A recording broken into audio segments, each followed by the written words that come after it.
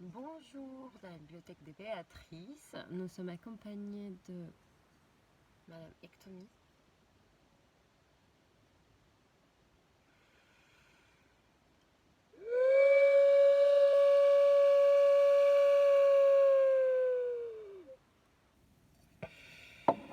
Aujourd'hui, je vais vous lire les premiers chapitres de L'homme sans qualité de Robert Musil.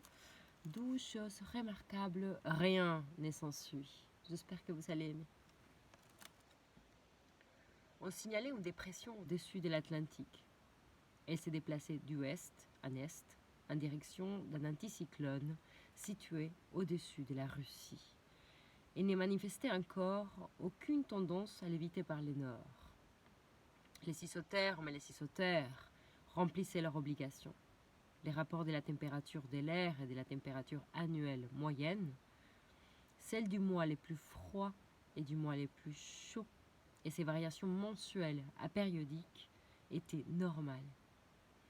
Le lever, le coucher du soleil et de la lune, les phases de la lune, de Vénus et de l'anneau de Saturne, ainsi que nombreux d'autres phénomènes importants, étaient conformes aux prédictions qu'on avait faites les annuaires astronomiques. La tension des vapeurs dans l'air avait atteint son maximum et l'humidité relative était faible. Autrement dit, si on n'écran pas de recourir à une formule démodée mais parfaitement judicieuse, c'était une belle journée d'août 1913. Du fond de ces étroites rues, les autos filaient dans la clarté des places en profondeur. La masse sombre des piétons s'est divisée en cordon nébuleux, au point où les droites plus puissantes de la vitesse croisaient leur hâte flottante. Ils s'épaississaient, puis s'écoulaient plus vite et retrouvaient, après quelques citations, leur pouls normal. L'enchevêtrement d'innombrables sons créait un grand vacarme barbelé aux arêtes, tantôt tranchantes, tantôt émoussées. Confuses masses d'où saillit une pointe ici ou là, et d'où s'est détaché comme des éclats, puis se perdaient des notes plus claires. À ce seul bruit, sans qu'on en pût définir pourtant la singularité, un voyageur ouvrait connu les yeux fermés qui se trouvait à Vienne, capitale et résidence de l'Empire. On reconnaît les villes à leur démarche comme les humains. Ce même voyageur, en rouvrant les yeux, eût été confirmé dans son impression par la nature du mouvement des rues, bien avant d'en être assuré par quelques détails caractéristiques. Et s'imaginerait-il seulement qu'il le peut, quelle importance? C'est depuis les temps des nomades, où il fallait garder en mémoire les lieux des pâtures, que l'on surestime ainsi la question de l'endroit où le nez. Il serait important de démêler pourquoi, quand on en parle d'un nez rouge, on se contente de l'affirmation fort imprécise qu'il est rouge, alors qu'il serait possible de les préciser au millième de millimètre près par les moyens des longueurs d'onde. Et pourquoi, au contraire, à propos de cette entité autrement complexe qu'est la ville où l'on séjourne, on veut toujours savoir exactement de quelle ville particulière il s'agit. Ainsi, est-on distrait de quelques questions importantes. Des questions des plus importantes. Il ne faut donc donner au nom de la ville aucune signification spéciale.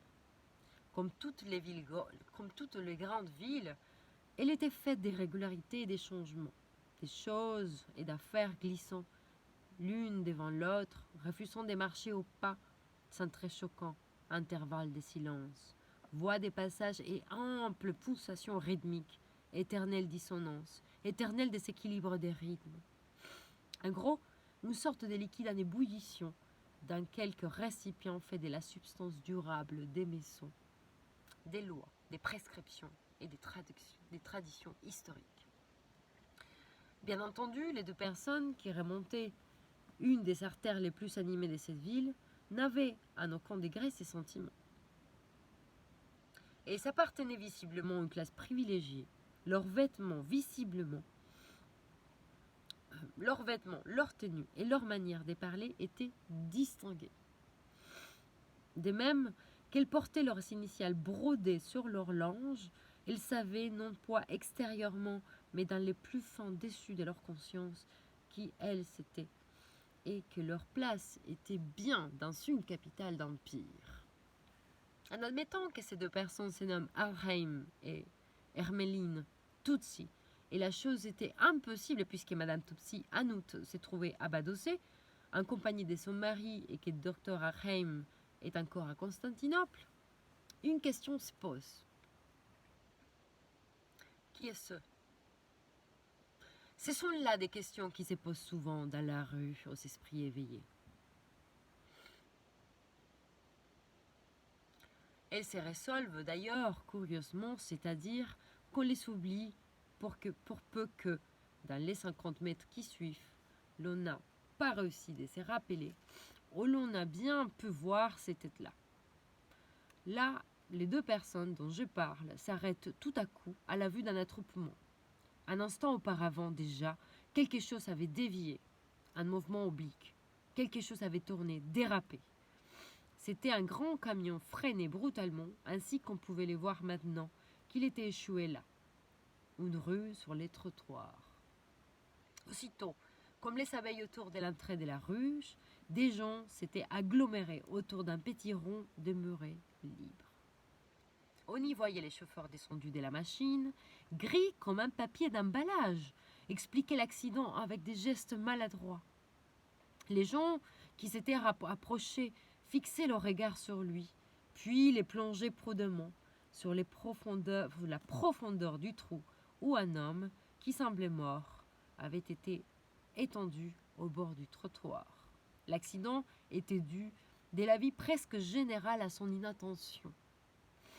L'un après l'autre, des gens s'agenouillaient à côté de lui, voulant faire quelque chose. On ouvrait son veston, on les raffermait, on essayait d'asseoir les blessés, puis de les coucher de nouveau. On ne cherchait en effet qu'à couper les temps en attendant que Police Sécure apportât son aide autorisée et compétente.